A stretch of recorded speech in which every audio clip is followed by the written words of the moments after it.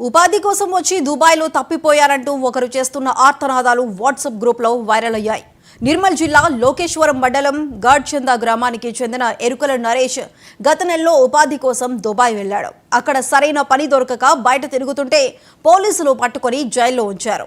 15 రోజుల తర్వాత విడిచిపెట్టారు. కానీ ఎక్కడ ఉన్నారో తెలియటం లేదు. స్వగ్రామానికి రప్పించాలంటూ వీడియో తీసి స్నేహితులు, కుటుంబ సభ్యులకు పంపిన సమాచారం వైరల్ అయింది. కాగా భూమి కొనటంతో అప్పుల పాలయ్యి ఉపాధి కోసం దుబాయ్ వెళ్లాడు. తనను రేవంత్ ప్రభుత్వం ఆదుకోవాలని నరేష్ కోరుతున్నాడు. దుబాయ్లో తప్పిపోయి ఇట్లా వచ్చిన ఇలా రూమ్కు వీళ్ళు మన మంది మన అక్కడ రాజస్థాన్ వాళ్ళు ఇట్లా తప్పిపోయిన రూమ్లో అది 11 గంటల నైట్లో తీసుకెళ్ళిండు. ఎయిర్పోర్ట్ నుంచి తీసుకెళ్ళి రూమ్లో ఉంచుకున్నాడు. ఒకనాడు ఉంచుకుంటే ఏం చేసిన పొద్దుల లేచి ఇట్లా కొంచెం బయటకు వెళ్ళిన పోలీసులు తీసుకుపోయిండ్రు. 15 రోజులు జైలు నుంచి మన పాస్పోర్ట్ ఇచ్చేసి బయటకు వెళ్ళ కొట్టేసిండ్రు. ఎటనవ్వు అని అయితే వచ్చి గీడ ఉన్నా నాకు ఇంటికాన్ నంబర్ యాదికి రాకొచ్చింది.